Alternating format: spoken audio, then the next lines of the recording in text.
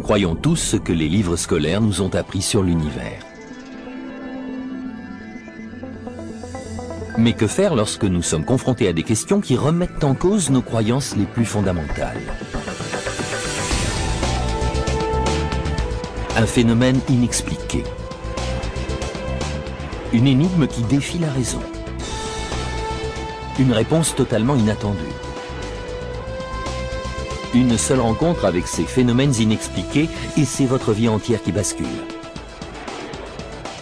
Les plus grandes énigmes de tous les temps. Un mystère impénétrable fait irruption dans votre vie et plus rien n'est comme avant.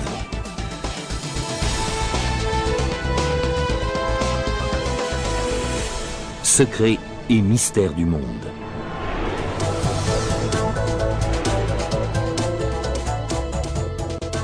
À partir de la fin des années 70, la campagne anglaise est devenue le théâtre d'un étrange phénomène.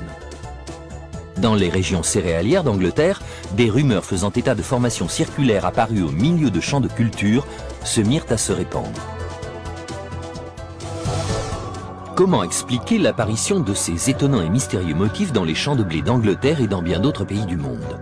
Ces crop circles, ou cercles de culture comme on les appelle en français, seraient-ils une forme de communication? Une forme de communication venue d'un autre monde. Certains scientifiques pensent que les mathématiques sont le langage de l'univers. Pour certains, ces figures extrêmement complexes auraient valeur de mise en garde. Mais une mise en garde contre quoi? Et adressée par qui? Ces dessins géométriques d'une parfaite précision essaieraient-ils de nous dire quelque chose? D'abord d'une grande simplicité, les cercles observés sont devenus de plus en plus complexes et de plus en plus grands au fur et à mesure que leur nombre augmentait. Et le plus troublant, c'est que ces cercles, qui pour certains sont tellement grands qu'on ne peut les voir dans leur intégralité que du ciel, apparaissent entièrement formés au petit matin, alors que la veille encore, il n'y avait rien. Quelle forme de vie ou quel phénomène inexpliqué peut-il être en mesure de dessiner dans le plus grand silence et sans abîmer les cultures des figures tellement gigantesques qu'il faut le recul d'une vue aérienne pour en cerner toute la précision géométrique? Nombreux sont ceux qui crurent le mystère résolu lorsqu'à peu près à la même époque se mirent à circuler d'autres rumeurs faisant état celles-ci de disques argentés survolant la campagne anglaise, un phénomène observé à maintes reprises. Ils ont valu à la ville de Warminster la réputation de capitale britannique de l'OVNI. Depuis 1964, le nombre d'OVNI observés dans cette région est tout simplement sidérant. Le plus intéressant de ces nombreux phénomènes a été observé par plusieurs témoins qui disent avoir vu un objet de forme sphérique étinceler de couleurs incandescentes. Et cet objet particulier semble avoir été observé à diverses reprises. Mais ces apparitions n'étaient que le signe avant-coureur d'un mystère plus épais encore. Car d'après les témoins oculaires, dès le lendemain, apparaissait avec les premiers rayons du soleil la preuve étonnante de leur rencontre nocturne avec l'inconnu, avec l'inexpliqué. Quelqu'un ou quelque chose avait couché les tiges des plantes d'une partie du champ pour lui donner une forme d'une grande rigueur géométrique. Les tiges ne sont ni coupées ni arrachées, elles sont couchées puis soigneusement tressées selon un mouvement en spirale. L'augmentation du nombre et de la complexité des cercles de culture au fil des années prouve que leur rigueur géométrique ne doit rien au hasard. Ils forment des cercles parfaits, des figures de forme ovale ou circulaire avec parfois même des anneaux et des satellites. Il se pourrait donc, s'il existe bien un lien entre les ovnis et ces mystérieux pictogrammes, que les cercles de culture soient actuellement la preuve la plus tangible du passage sur Terre d'êtres venus d'une autre planète. Mais comment être bien sûr que les cercles de culture et les ovnis ont un lien entre eux? Dès le début, l'apparition des cercles de culture est associée à celle de phénomènes aériens inexpliqués. Certains affirment même avoir vu des rayons de lumière toucher le sol à l'endroit précis où des cercles de culture ont été découverts par la suite. De nombreux témoignages font état de ces petites boules ou sphères de lumière orangée qui se déplacent au-dessus du champ et parfois même au ras du sol. Et ces observations ont souvent été suivies de découvertes de cercles de culture. Si cette étrange coïncidence ne suffit pas à prouver le lien existant entre les cercles et les phénomènes aériens inexpliqués, elle constitue néanmoins une piste sérieuse qu'on aurait tort de négliger. Existe-t-il d'autres raisons de croire que ces figures sont d'origine extraterrestre? Les caractéristiques des cercles de culture, les tiges couchées sans être abîmées, comme si ça avait été fait par un immense scanner dont nous ne disposons pas, et le fait que leurs apparitions coïncident avec l'observation d'OVNI. Tout semble indiquer, selon mes recherches, que nous avons affaire à une forme d'intelligence qui n'est pas humaine. La réponse se trouverait-elle sur des sites comme celui-ci, à l'endroit même où des témoins disent avoir vu atterrir des ovnis? On a découvert un certain nombre de traces au sol, que ce soit en Pennsylvanie ou dans d'autres régions du monde. Certaines de ces traces dessinent des zones circulaires, ovales, en forme d'anneaux ou encore de formes irrégulières. Dans certains cas, le haut des tiges a été brûlé ou carbonisé. Dans d'autres, la terre ou les végétaux ont été enlevés. J. Allen Hynek, le père de la recherche moderne sur les ovnis, déclare avoir vu des soucoupes volantes décoller d'un site au Canada. Comme s'ils obéissaient à un signal, les 5 objets se sont élevés dans les airs au même moment. Et ils ont laissé derrière eux 5 cercles d'herbe aplatis de près de 3 mètres de diamètre.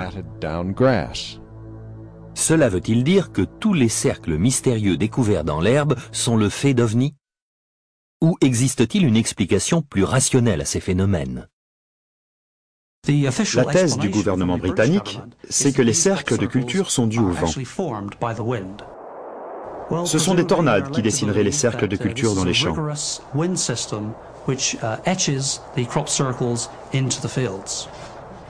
Cette thèse semble avoir été acceptée par pas mal de gens, y compris par l'opinion publique.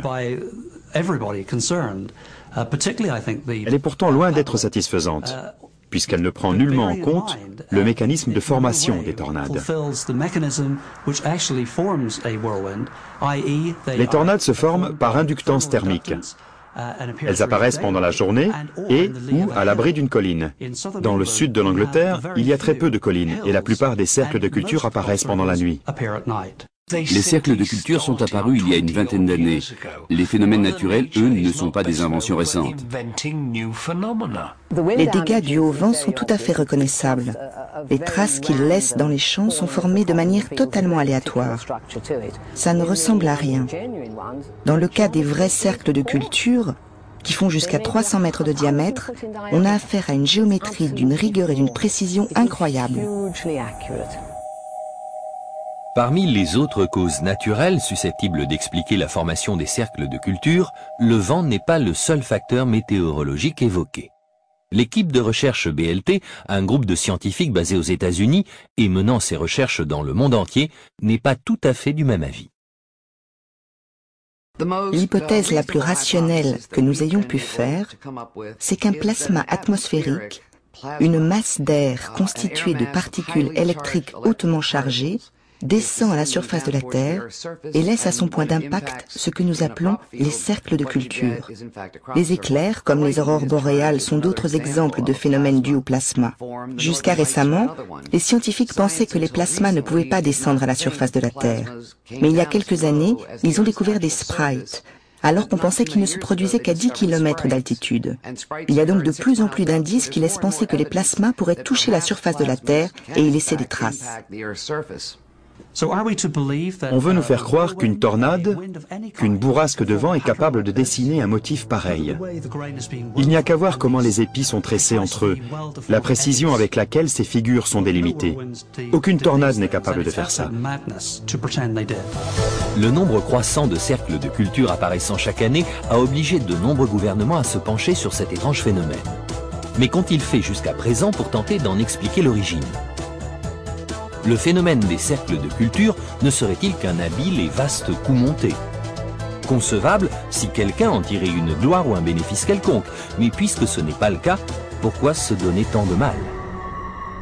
Si chacun s'accorde à reconnaître l'incroyable beauté et précision géométrique de ces pictogrammes, leur origine reste un mystère. Comment peuvent-ils être réalisés à si grande échelle, en des endroits si différents de la planète et en l'espace d'une seule nuit? Est-ce que seuls des ovnis pilotés par une forme d'intelligence extraterrestre seraient capables de telles œuvres d'art? Il existe évidemment de nombreuses autres hypothèses et l'une des plus originales serait que ces figures soient formées depuis des satellites afin de tester les nouvelles armes mises au point par l'initiative de défense stratégique américaine, l'IDS. Certains accusent l'IDS d'utiliser du matériel de pointe et de dessiner depuis des satellites les cercles de culture qu'on trouve dans le sud de l'Angleterre et ailleurs. Je ne crois pas à cette théorie pour deux raisons.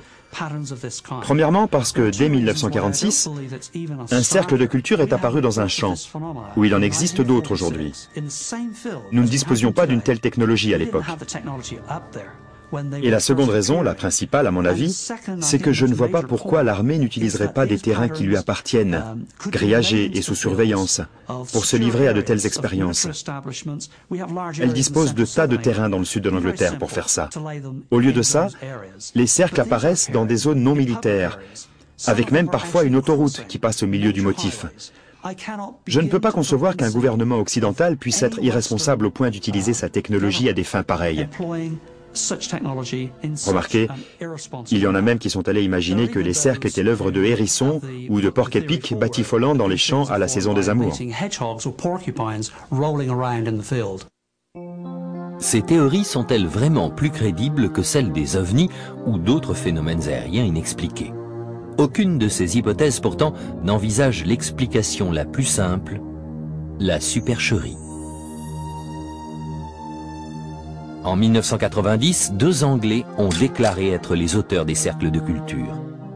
Doug Bower et David Charley ont même fait une démonstration de leur technique sous l'œil des caméras. Un véritable jeu d'enfant, une planche sur laquelle on s'attache un pied, une corde reliée à un point central autour duquel on tourne comme un compas, et le tour est joué. Mais si Dave et Doug sont bien comme ils le prétendent les auteurs des cercles de culture, comment expliquer que des cercles soient apparus presque simultanément en Angleterre, aux États-Unis, en Russie, puis de nouveau en Angleterre? Comment ont-ils pu former 15 cercles en une seule nuit? Comment ont-ils pu y arriver sans laisser aucune trace de pas et sans briser les tiges? S'ils disent vrai, comment diable ont-ils réussi un tel exploit? Vous souvenez-vous de ces deux Britanniques du sud de l'Angleterre qui, à l'automne 1991, ont fait la une des médias du monde entier comme étant les auteurs des mystérieux cercles de culture. Deux hommes qui prétendaient avoir tout fait eux-mêmes. Et les médias du monde se sont contentés de cette explication sans autre enquête. D'après eux, ils utilisaient des planches sur lesquelles ils marchaient pour écraser les tiges et former des cercles, des anneaux ou tout ce qui leur passait par la tête. Tout ça n'était qu'un canular.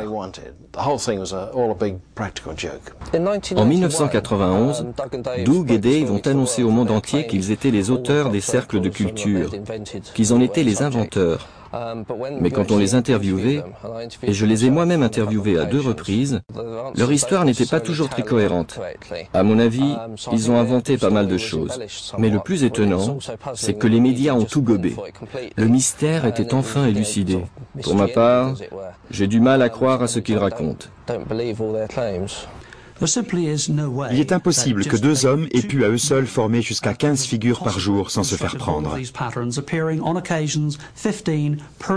Il s'agit d'un canular. Comment leurs auteurs s'y seraient-ils pris pour dessiner un motif aussi gigantesque que celui de Barbary Castle au cours d'une des nuits les plus courtes de l'été britannique? Il leur aurait fallu des jours pour former un tel motif, même à plusieurs. Et pourtant la veille, la figure n'était pas là.